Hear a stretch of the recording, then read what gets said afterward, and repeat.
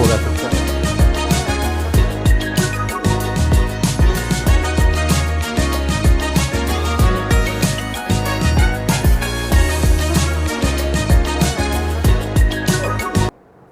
Estimados amigos, bienvenidos nuevamente a un episodio de Enlace Creativo. Mi nombre es Omar Castrejón y el día de hoy vamos a hablar de un tema muy interesante, algo que ha estado, pues digamos, en la opinión pública, en tendencia, en boca de muchas personas, que es el fenómeno de la gentrificación. ¿Pero qué es esto? Para platicar sobre este tema, el día de hoy tenemos un invitado muy especial. Nos acompaña el arquitecto Emiliano Duering. Emiliano, ¿cómo estás? Omar, muchísimas gracias por la invitación. Muy bien. Les voy a platicar un poco de nuestro invitado. Él es arquitecto, es doctor en urbanismo con mención honorífica en la UNAM, es maestro en urbanismo por la Universidad Federal de Río de Janeiro. Ahorita nos platicarás, ha haber sido muy interesante tus estudios por allá. Es también cofundador de la carrera de arquitectura en la UAC y actualmente es profesor e investigador a tiempo completo en la Facultad de Ciencias Políticas. También forma parte del Sistema Nacional de Investigadores y bueno, su trayectoria combina la academia, la práctica profesional, la consultoría, sobre desarrollo urbano, sobre tejido socioespacial, sobre pues, un tema que está relacionado con lo que vamos a platicar hoy, que son las violencias urbanas. Es autor de más de 40 publicaciones, de las cuales, por cierto, hoy nos traes unos ejemplos. Aquí que tengo en mis manos El tejido social en las calles sin nombre. Así es. Muy bien. Reflexiones sobre un acompañamiento en el abordaje de las violencias cotidianas. Y también nos hiciste favor de traer Territorios difusos, murallas reales, una búsqueda de la raíz de la segregación urbana, centro-sur de la ciudad de Querétaro. Exactamente. O sea, justo aquí donde estamos. Aquí a la vueltita. Aquí a la vueltita. Pues miren, estas publicaciones, ¿y dónde se podrían encontrar, arquitecto? En este momento están en la biblioteca de la Facultad de Ciencias Políticas y Sociales. También se pueden conseguir en línea con la editorial Blanche, así que cualquiera de las dos vías. Excelente. Y ya más adelante nuestro invitado nos dirá también cómo se le puede contactar directamente. Y pues para iniciar esta plática, pues ahora sí que quisiera entrar en materia y para platicar contigo. Y empecemos con algo que pues seguramente muchos de los que nos hacen favor de ver y escuchar se preguntarán, ¿qué es eso de la gentrificación? A lo mejor muchas veces ni siquiera se había escuchado la palabra, ¿no? Sí, exactamente. Es un tema complicadísimo, súper confuso, del cual todos sabemos. ¿Ah, sí? Es como la gripe, ¿no? Okay. Todos sabemos cómo curarla, cómo atenderla, pensamos que sabemos, pero también es un término confuso. Dicho en pocas palabras, es al menos una forma de nombrar una modalidad de las violencias urbanas, pero también ha sido una forma de nombrar movimientos sociales que se empiezan a dar ahora en México y en todo el mundo.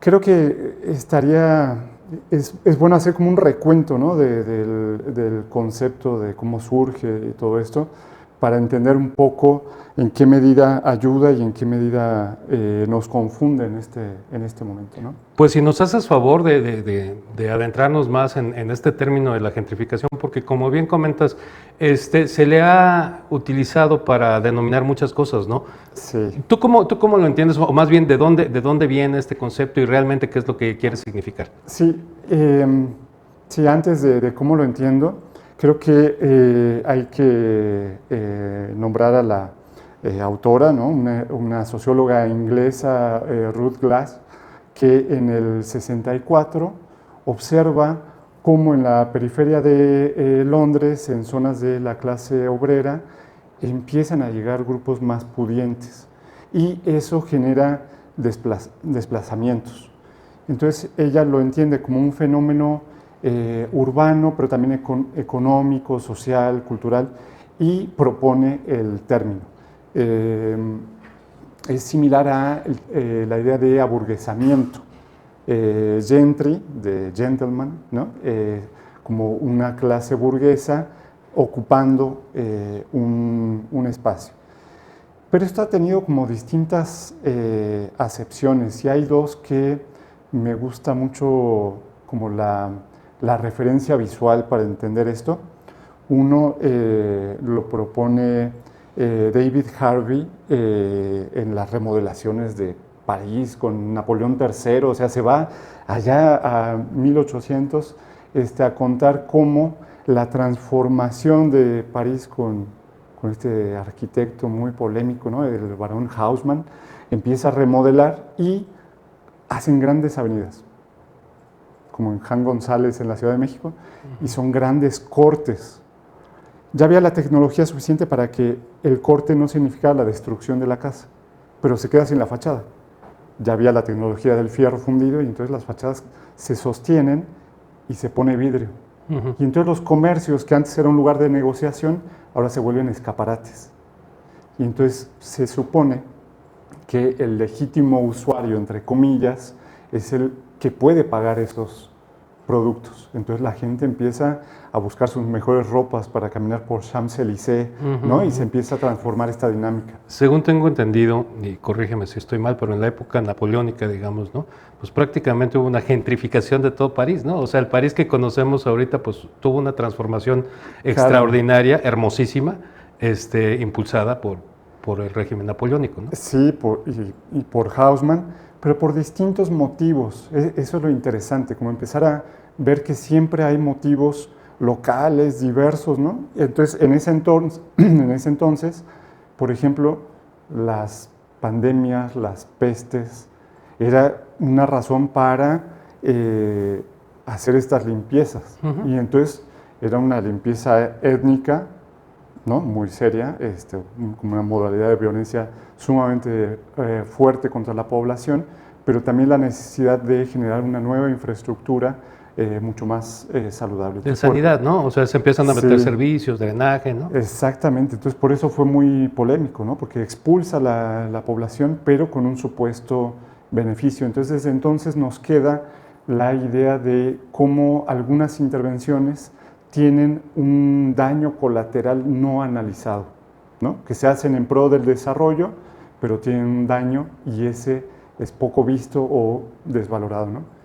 Y la otra metáfora muy bonita, bueno, no es metáfora, es un hecho real que lo estudia Neil Smith en Estados Unidos, como la burguesía va a los suburbios. No busca ir a los centros históricos. Sino que más bien se aleja. Se alejan. Entonces empieza a haber un abandono de los centros históricos y en la época de los 60s, con la revaloración de la cultura country, se toma la idea de la conquista del lejano oeste y la conquista de los centros históricos.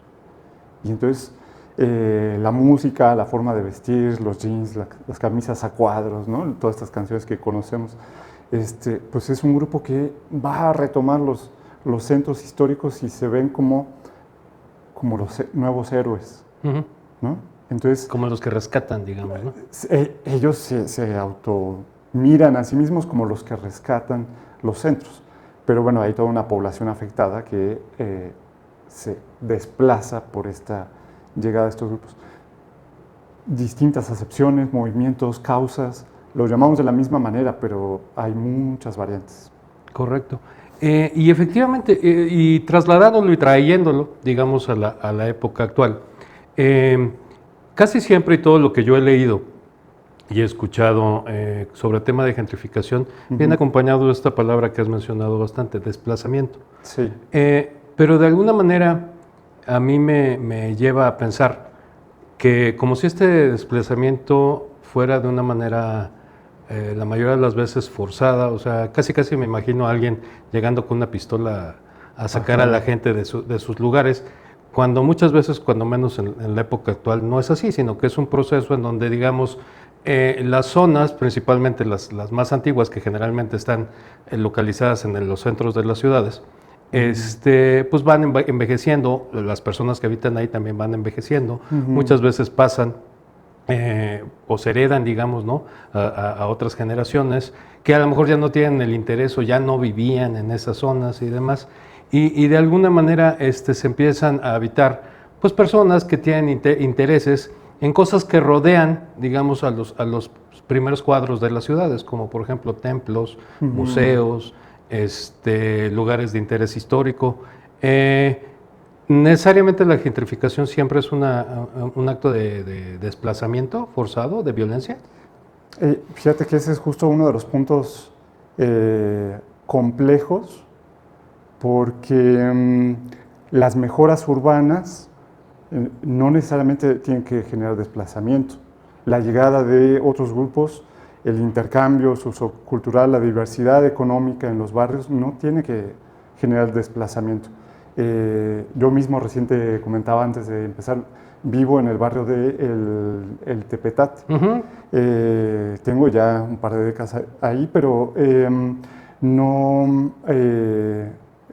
es un proceso en el que directamente la llegada de unos expulsa a otros. Y creo que el caso emblemático es el de Barcelona, donde recientemente hemos visto movimientos en contra de los turistas, ¿no? Como la llegada de estos grupos escenifica o personifica la imagen del peligro o el riesgo a muchos que están sufriendo una situación urbana seria. Pero lo ven en esa persona y entonces no localizan los otros problemas. En el caso de Querétaro, pues como bien dice, hay varias situaciones y hay otras que están generando desplazamiento, por eso la dificultad del término, ¿no? Desempleo genera desplazamiento, necesidad de acceder a otros servicios que no están en la zona y que están concentrados en otros lados, escuelas, hospitales, zonas de trabajo, hace que la gente se mueva. Las normativades sumamente estrictas para la renovación de las viviendas es otra de las causas. Como decías, hay gente ya mayor que se ve en sumas dificultades de remodelar sus casas por todas las normativas que hay, entonces a veces tiene que dejar porque... O por sus mismas posibilidades económicas, ¿no? Digamos, También. ellos tienen a lo mejor cubierto su gasto personal, pero tal vez no tengan el recurso para hacer una remodelación de una propiedad muy antigua, ¿no? Y Sí. además, como bien dices, y este es un fenómeno que todos podemos ver muy claramente en nuestro hermosísimo centro histórico, que por cierto, con el tiempo, yo tengo más de 30 años viviendo aquí en Querétaro, soy originario de la Ciudad de México. Y quienes recordamos y quienes vivieron antes aquí, pues recuerdan que también el centro histórico no era así como lo conocemos. De hecho, mejoró muchísimo. Tanto así que pues ahora es considerado patrimonio de la humanidad. Pero sí también se da el caso de que hay muchas propiedades que pues prácticamente están abandonadas o que no pueden ser remodeladas porque, como tú dices, la reglamentación tan estricta, principalmente del Instituto Nacional de Antropología y Historia, pues no permite hacer intervenciones en esas propiedades o en esos centros.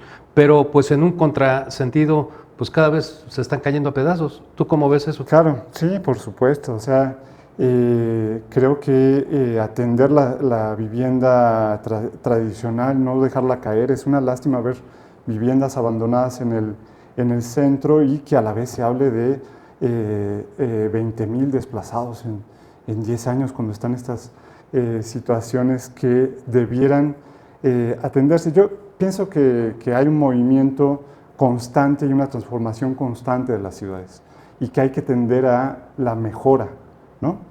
Hay que ir adecuando los espacios y esto es sumamente necesario.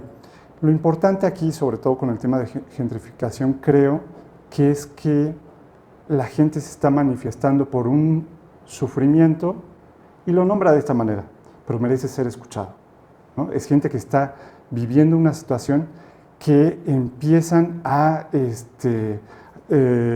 usar este concepto porque engloba tantas cosas y posibilita el vínculo con gentes de otros barrios, de otras ciudades que ya se están manifestando. Entonces se está nombrando así, pero bueno, en las marchas, en los estudios que estamos haciendo, alcanzamos a ver algunas particularidades que están generando estos sufrimientos y esas son las que creo que hay que atender, pero no solo por estas personas, sino también por el sector inmobiliario y el turístico. Hay un grave riesgo de no atender o invisibilizar este problema para el sector turístico. La gente que viene a vernos a Querétaro, pues no viene por las casas, no viene solo por las calles o los restaurantes de comida japonesa, viene por la cultura queretana, por lo que tenemos aquí. Si se va abandonando, si se va turistificando, si hay extractivismo cultural, el gran riesgo es que eso se pierda. Si se pierde, de los primeros que también van a perder es el sector inmobiliario y el turístico. Entonces es un problema que sí han habido algunos que han intentado como invisibilizarlo o demeritarlo o algo así. Yo creo que sí vale la pena estudiarlo, pero pues señalar que es algo que va a afectar a todos los sectores socioeconómicos si no lo atendemos. Sí, no se atiende. Es muy interesante lo que nos comentas, arquitecto, porque mira, justo, y nuestros amigos tal vez probablemente también están en el mismo contexto, pero recientemente, hace unas cuantas semanas, hubo una manifestación en la Ciudad de México, sí, importante, si no mal recuerdo, creo que fue en la Colonia Condesa. En la Condesa. Donde se manifestaban un grupo de personas sobre esta situación, argumentando que se estaban llenando esta colonia en particular y tal vez otras de la Ciudad de México de personas que vienen del extranjero. Y entonces que esto está incrementando el costo de las rentas y que las personas que ahí habitaban pues ya no pueden pagar esas rentas y además que también se está encareciendo pues el costo de la vida en esos lugares por los comercios y demás que están enfocados o que se están estableciendo ahí, que están enfocados para ese perfil, digamos, de habitante que puede ser o extranjero o que son personas de un nivel profesional, digamos, que inclusive les permite pagar eso y además que ni siquiera tienen que salir, digamos, a lugares de trabajo, sino que hacen mucho home office, trabajan en casa, hacen teletrabajo. Entonces hubo una manifestación al respecto de esto y pues tan cercano como este fin de semana pasado, aquí en la ciudad de Querétaro hubo la primera registrada, digamos, hasta donde entiendo, manifestación en contra de la gentrificación en Querétaro, en el barrio tradicional de San Francisquito, la cual ha sido muy polémica. Yo también lo comentaba en redes sociales porque no lo sé decir de cierto en el caso de la Ciudad de México. Ahí nada más me enteré por lo que vi en medios de comunicación, pero aquí en Querétaro, que estamos más cerca y que tenemos acceso a varias fuentes, pues nos dimos cuenta de que esa manifestación que hubo aquí en nuestra ciudad, en el barrio de San Francisquito, pues iba acompañada de otros temas, de otras causas, y que en gran medida o la gran mayoría de las personas jóvenes principalmente que estaban ahí, pues no habitan ahí en la zona de San Francisquito, dicho por los mismos vecinos del lugar. Entonces yo quiero preguntarte, ¿tú has tenido contacto con estos grupos de que están expresando este sufrimiento del que nos hablas? ¿Cuál es su discurso? ¿Cuál es su narrativa? ¿Qué es lo que buscan?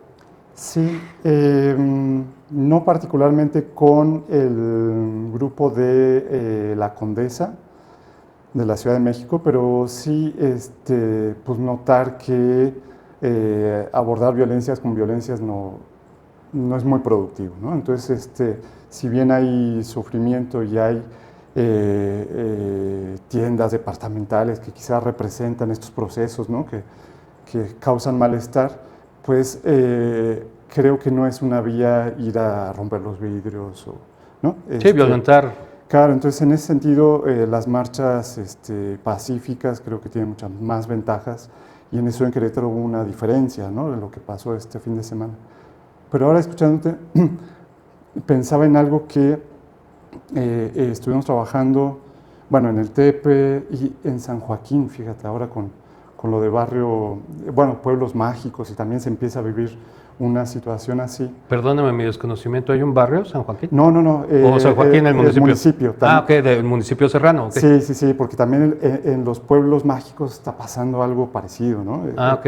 Entonces, nosotros fuimos a San Joaquín a discutir una cuestión que era el tratamiento de recursos ambientales, sobre todo por los incendios e inundaciones. Y por suerte nos recibieron muy bien y fuimos a llevar propuestas y se empieza a generar un movimiento. Y por suerte nadie nos dijo, ustedes no viven acá. ustedes no son de, ustedes son de afuera. Nos recibieron bien porque entendieron que problemas culturales, ambientales, sociales, nos afecta a todos y que son múltiples y que podemos discutirlos. Y que si el tema de los incendios en la sierra solo le preocupara a la gente que vive ahí, mira, ya estaríamos calcinados. Si los problemas culturales solo le afectan a la persona que vive en el barrio, estaríamos perdidos. Entonces, en ese sentido, creo que es positivo que se empiece a diversificar estos movimientos. O sea, hay causas que empiezan a generar sintonías, sinergias, que vale la pena mostrarlas y que sean escuchadas. Entonces, más allá del juicio, creo que como academia, gobiernos, medios de comunicación, pues hay que hacer eso, generar espacios para la escucha, ¿no? Que es lo primero que la gente está diciendo, no nos escuchan. Y entonces, bueno, hubo apoyos de otros barrios y otros, independiente de dónde salió, ¿no? La marcha, creo que hubo distintos apoyos y justamente varios movimientos en uno solo, pero bueno, para algunos esto causa confusión. Yo lo creo recomendable verlo desde hay un sufrimiento. Lo primero es escuchar y después hacer un análisis concreto, crítico de situaciones locales, no generalizar. Es decir, y si los escuchamos, ¿qué es lo que nos están diciendo estos movimientos? ¿Qué es lo que nos están queriendo llamar la atención?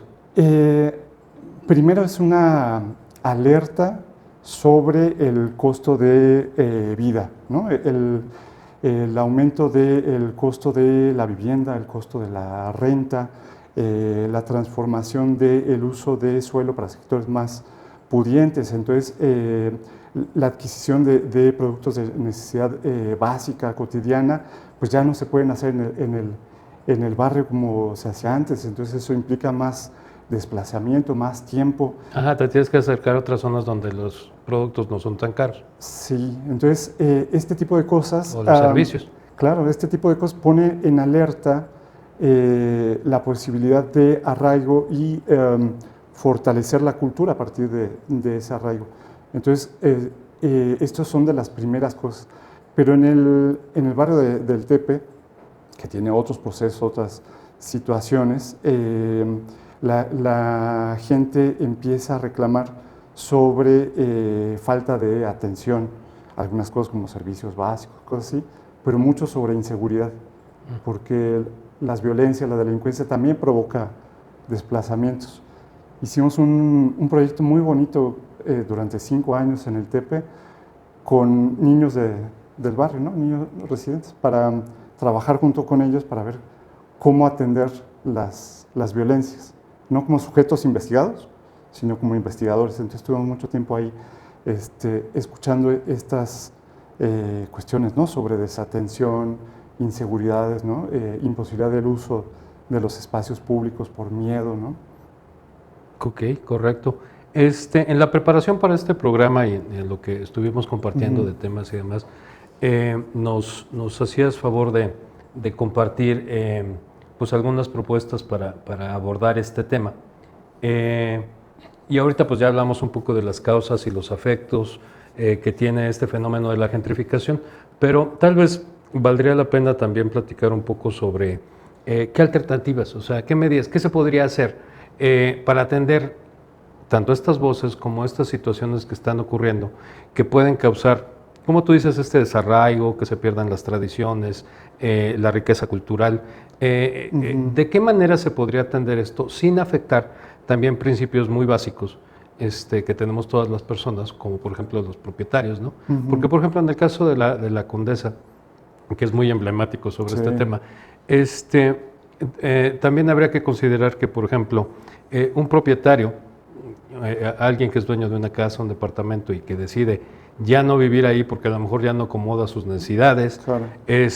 Porque tiene la posibilidad con este fenómeno, pues precisamente de acceder a un mejor ingreso y mejorar también su calidad de vida, lo cual pues yo no veo o no me imagino que eso debería de ser regulado o un problema, ¿no? Por el contrario. Y recientemente yo estuve en la Ciudad de México y otra zona que también se ha hablado mucho que está experimentando el fenómeno de la gentrificación, es Santa María de la Ribera, donde está el famoso kiosco Morisco y esta zona del Museo de San Carlos y el Museo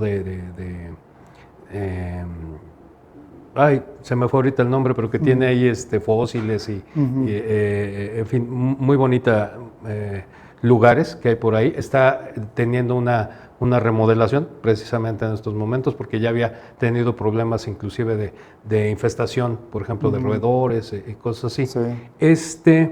Y entonces, pues tuve a bien un día ir a desayunar ahí, porque de hecho algunos de mis familiares en la Ciudad de México también por ahí viven. Y desayunamos en una casa, pues que era una mansión, yo me imagino que en la época del Porfiriato, ¿no? Que ahora pues es un restaurante muy bonito, muy agradable, claro, y que tuvo una remodelación muy bien de esa casa. Y alrededor hay algunos negocios, por ejemplo, de materiales de pintura, de artesanía, estéticas y demás, que han hecho, digamos, lo propio con algunas viviendas ahí. Se ve que también está viviendo este fenómeno de que varias personas están llegando a vivir a esa zona. Y entonces yo me pongo a pensar, si por ejemplo ese lugar donde fui a desayunar con mi familia no se hubiera transformado por un negocio, por un restaurante que ahorita atiende y que además da empleo a personas ahí, pues probablemente sería una vivienda de casi 100 años que estaría en muy malas condiciones, o a lo mejor ya ni existiría. Sí. Entonces, atendiendo también esa situación que te comento, ¿cuáles podrían ser las alternativas y qué medidas se podrían tomar para que se desarrollen las ciudades de una manera pues, más justa? Mira, primero, pues esto que haces, ¿no? O sea, colocarnos como agentes de la ciudad y saber que disfrutamos la ciudad y que estas cosas las valoramos y que algunos de vez en cuando nos movemos y llegamos a un Airbnb, aunque está muy criticado, ¿no? O sea, también saber que somos parte de estos procesos y que queremos que las ciudades vayan mejorando. Entonces creo que hay que reconocernos como actores de la ciudad, de estos procesos y saber que disfrutamos estas cosas, ¿no? Entonces, no demonizar ni la transformación y tampoco las intervenciones de los gobiernos, ¿no? He acompañado a algunos colegas de gobierno que están reflexionando sobre las mejoras y ya ahora hay un susto, ¿no? Y si arreglamos la calle, se va a gentrificar, y si ponemos arbolitos, se va a gentrificar. Y es, no, calma. Sí, o sea, ahora resulta que mejorar ya pudiera ser indeseable, ¿no? Entonces sí, es una cosa que a mí me parece muy curiosa. No, tampoco es por ahí, o sea, todos queremos que se mejore la ciudad, todos queremos una remodelación urbana para embellecerla también, ¿no? Entonces, creo que una es partir y reconocer posturas y procesos que sí dignifican la ciudad. Pero creo que el más importante sobre el abordaje es la escucha y diálogo de las partes. Creo que si bien ahora se empieza a escuchar más los movimientos y entender que son movimientos diversos y que hablan de cuestiones multicausales, no estamos escuchando al sector inmobiliario y turístico, no están siendo partícipes de algo que les va a afectar en breve, como ya se vio afectado el Airbnb en muchos países, ¿no? Tuvo su punto de éxito y después una bajada tremenda por el exceso de vivienda en renta, y entonces grupos muy pudientes empiezan a estar en quiebra por una situación que se especuló demasiado y se vino abajo. Entonces, creo que hay que escuchar las partes, no es solo atender una única mirada, sino residentes, personas que rentan, sector inmobiliario, turístico, gobiernos, ONGs, empezar a abrir mesas de diálogo. Creo que ante la situación, el sufrimiento y la pérdida de patrimonio cultural, tangible e intangible, son nuestros focos rojos. ¿no? Si hay gente que se tiene que desplazar por cuestiones forzadas y eso implica un daño a nuestra cultura, a nuestros inmuebles, creo que es algo que hay que poner atención. Y en ese sentido, cuando tengamos este diálogo, todos nos vamos a ver afectados. Negativamente en algunas cosas y positivamente en la mayoría. Entonces, no hay que contraponernos, ¿no? Como, bueno, ahora todos estamos contra gobierno, o todos estamos contra el sector turismo, o todos estamos en contra de los que no son del barrio y salieron a protestar. O del empresario que quiere emprender y poner un negocio. Claro, o sea, hay que promover que haya empresas en los barrios, o sea, que la gente pueda hacer sus negocios y que pueda vivir de artes y oficios que han trabajado ahí, que puedan hacer pequeña industria compatible con la vivienda. Hay que fomentar el empleo barrial también, nuevas economías solidarias, pero esto hay que tratarlo en cada caso de manera particular porque la Condesa no es lo mismo que San Francisquito, como bien decías. Sí, muy interesante lo que nos comentas, arquitecto. Esta conversación con el maestro Emiliano Duerin Cufé ha sido riquísima, posiblemente se podría extender mucho más. Yo quisiera preguntarte, para empezar a darle colofón a esta plática, yo identifico de alguna manera un cierto peligro, porque lo que nos acabas de comentar, este diálogo, pues por supuesto que sería muy enriquecedor y deseable cuando es honesto y busca atender causas justas y honestas. Desafortunadamente he visto en las manifestaciones que se han dado enarbolando esta bandera de la gentrificación, más bien identifico banderas políticas, identifico una cierta narrativa, inclusive hasta xenofóbica, de alguna manera, pues me imagino, ya ha habido principalmente en México desde hace mucho tiempo un cierto rechazo cultural, en específico a dos nacionalidades, una la hispana, la española, y dos a la estadounidense, por un sector de la población que se siente de alguna manera oprimido, ¿no? O en contrasentido, digamos, ¿no? de esos dos países, de España y de Estados Unidos. Exacerbado, creo yo, por una narrativa reciente que ha utilizado esas banderas, pues para, digamos, lucrar con un descontento social en donde se culpa al extraño enemigo, como dice nuestra himno nacional, ¿no? Y con todo lo que se está viviendo en Estados Unidos, ¿no? Desgraciadamente, el acoso que están viviendo los migrantes allá, el racismo exacerbado en muchos sectores de la población estadounidense,